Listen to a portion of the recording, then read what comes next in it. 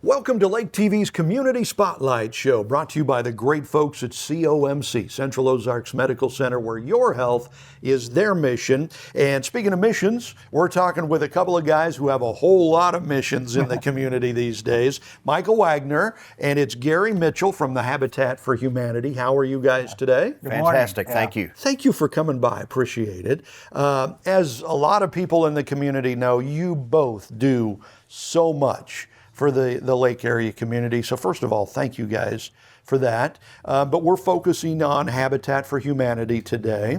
So we've got Habitat for Humanity, and then we've got the Restore. Are they the same thing? Are they different things? How does that work?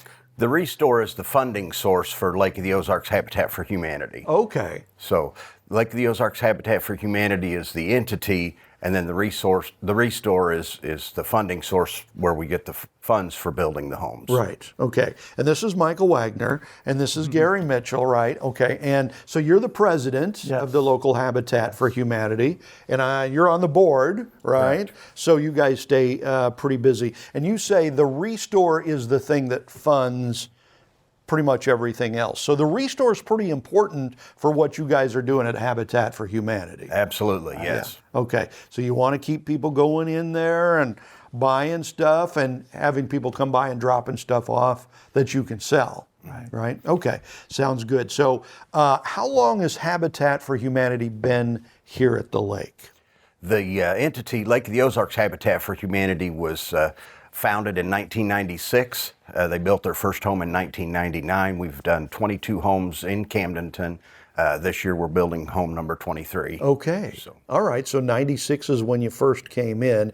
And of course, it's a nationwide nonprofit, but then they have local stores like they do here in the lake area. And Michael, how did you get involved with Habitat? I knew a member that was on the board, and so I inquired with her, and the rest is history. Because you didn't have enough to do elsewhere, right? I mean, Right. full-time job and, a lot of other charities and stuff. Gary, how about you? How did you get involved with Habitat? Yeah, so I'm involved in a lot of missions, and I went to Africa to do some mission work in Africa, and I saw the housing need there. And so whenever I came home, I thought, man, if the need is there, it's got to be here too.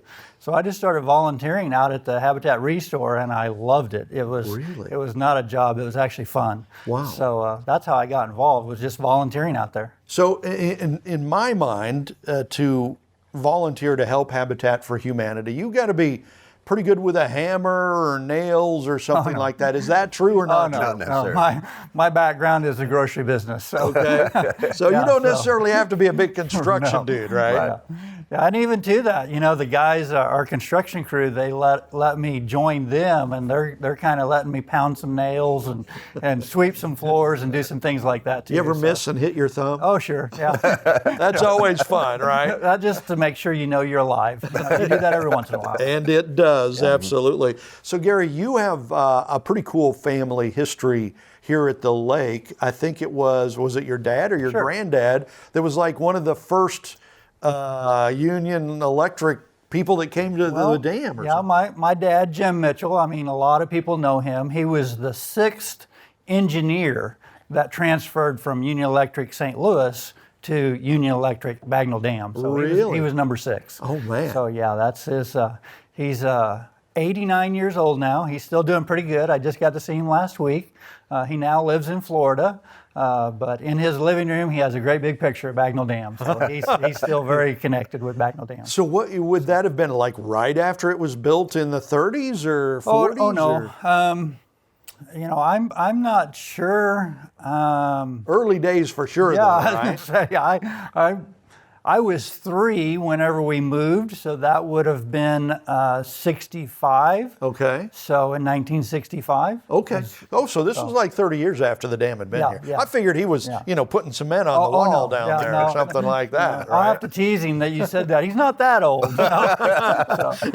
Absolutely. Yeah, we're getting close to 100 for the dam, aren't we? So they had people here at the dam. It's just that he was the number 6 that transferred from Union Electric in St. Louis to Bagnell Dam as engineers. So We have such wonderful history here, you know. I mean, pre-dam and then dam and post-dam and all now that you say stuff. that, not to interrupt you, but on my wife's side, Yeah. her grandfather did help build the dam. So, Really? Yeah, so we're pretty connected with Bagnell Dam. The family history is there, right? Absolutely. So you tell me that there's kind of a misconception when it comes to Habitat for Humanity. What is this misconception? A lot of people think that we build a home and then we give it to them, and that's just not true. What we do is we build the home and then we sell it to them at cost. Okay. And then we do a mortgage, an interest-free mortgage. Okay. And then with the taxes and insurance that are on top of it, it gives them a payment of, roughly $600 to $700, which is a whole lot better than rent.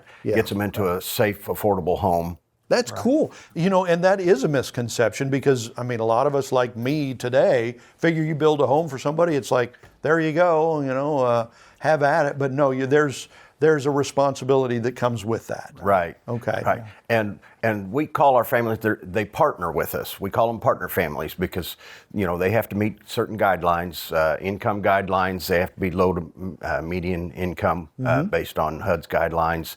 They have to do some sweat equity. Right. And things of that nature. When you say sweat equity, that means they have to come and take part in building the house? They have to do some volunteer hours. Right. A third of them have to be at the job site, and that can be cleaning, that can be painting, that can be doing electrical work. We had a girl that her father was an electrician, and so she helped wire the basement of her house. Wow. But a lot of times it's cleaning up and doing painting and things of that nature at the house. And then most of the hours are actually done volunteering at the restore. Yeah. I've done a little electrical work. I got an afro out of that. Hey, we'll be back. We're talking about Habitat for Humanity. We've got Michael and Gary here. We'll have more with them right after this. At COMC, your health is our mission. Central Ozarks Medical Center offers pediatrics at 2 lake locations and 3 OBGYNs at the Osage Beach Clinic, offering same-day appointments. At COMC, our doors are open to everyone, whether you live at the lake or just here visiting. COMC for the best medical, dental, and behavioral health care. Get more info on how COMC can help you at centralozarks.org. COMC, where your health is our mission.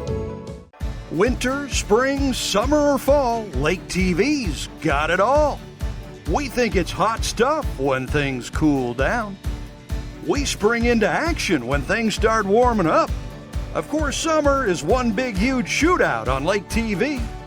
And we fall in love all over again when autumn rolls around. Winter, spring, summer, or fall, Lake TV's got it all.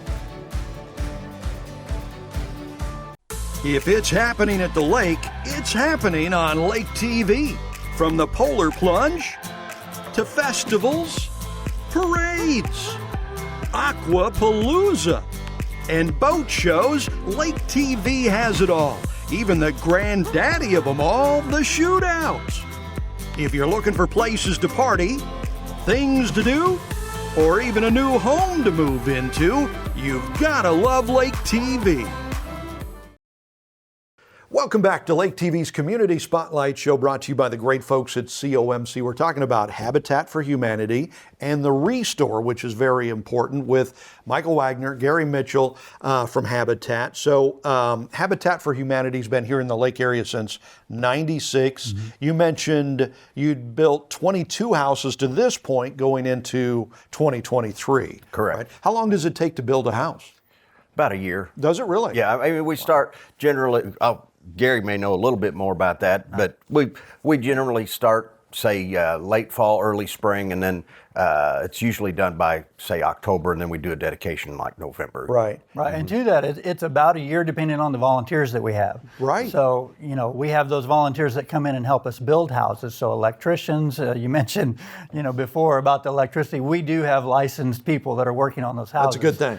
Yeah. So they check everything that we do. So, but sometimes we have more volunteers, sometimes we have less. Right now, we have 3 or 4 guys that are really committed to helping us on House 23. It's going really well. But we're still looking for some more volunteers that can help us build, especially those that have the skills. Yeah. That's what we always need. And that's a really good point. You're always looking for volunteers, I'm guessing, right? People that have a little bit of time willing to come and chip in and help out. How, if somebody's watching this and they're interested maybe in being a volunteer, how would they go about doing that? Well, they could contact us by phone at 573-873-2688, or the Restore's number is 573-317-0470. Those would be the best ways to contact us. Okay. We have a website, but the best way would be to get a hold of us by phone. Okay, great. And give us those numbers once again real quick. 573-873-2688.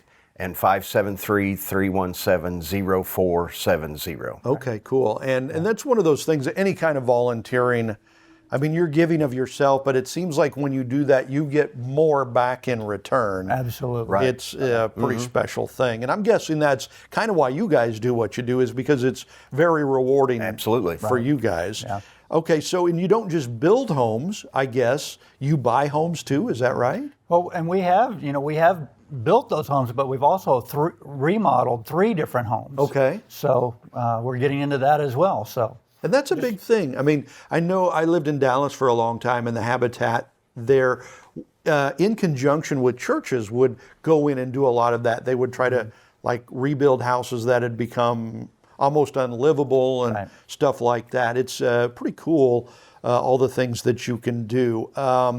So, and we talked about the Restore earlier. So Habitat for Humanity, everybody knows you kind of go and you build houses and you help in that situation. But the Restore is so important because it funds what you guys can do to be able to help people buy houses. So why would somebody want to shop at the Restore? What is there? Well, I'll talk to the Restore. I mean, the Restore is just great. I mean, if you're needing something, building supplies, we have a little bit of lumber, not a lot of lumber, but if it's electrical, plumbing, hardware, we have all of that stuff. And then we also just have the front part of the thrift store is more like furniture, knickknacks, dishes, things like that.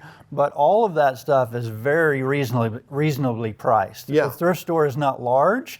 Thankfully, we get a lot of donations. Yeah. So we really have to turn that merchandise. Yeah. So we keep those prices pretty low, and it moves pretty fast. And it's great stuff. I mean, really, if you're in need of almost anything, and the wife and I have figured this out over the years, run by the Restore, see if it's there, if you've got it. And if you've got it, it's almost like a steal. I mean, you get it for next to nothing. Right.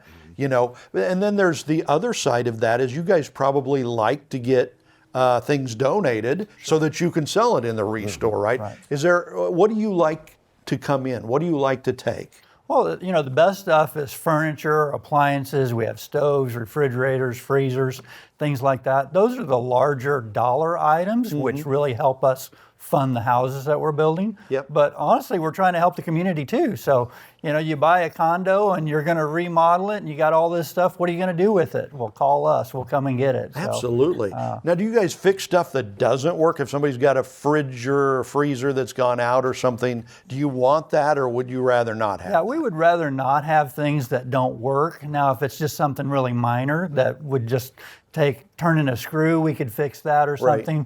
But we don't have electricians per se or refrigerator guys out there. Yeah. So it needs to be in working order. Right. And a lot of the stuff like in the back is more of the plumbing, the sinks and toilets and stuff like that. If you've got a toilet that works and you're just changing them out, bring it by, right? And drop And the it. thing to that is, there's people out there that need toilets. Yeah. And they can't afford that $100 or $300 toilet that somebody else can. And they're very thankful to get that toilet for $25 or $35. Absolutely. So it's really the neighbors helping neighbors is the whole thing. Yeah, and so it works on all the fronts. I mean, where you're building houses, you're repairing houses, and there's a need for that in the community. But in this Restore, you've also got much needed stuff for people at amazing prices. Okay, so again, if people want to get more information on Habitat for Humanity or the Restore, how do they go about that? So the Restore phone number is, like Michael mentioned, the 573-317-0470. Another thing, the Restore is growing. We just added an additional day. So now we're open on Tuesdays, Thursday, Friday, and Saturday Okay. from 9 to 1. Good to know. So, yeah, it is growing out there. We have a lot of merchandise. Wonderful. Which means we need more volunteers. There you go. All right. So it's Michael Wagner, Gary Mitchell, Habitat for Humanity. Thank you guys. Appreciate it. And thank you for joining us for Lake TV's Community Spotlight Show.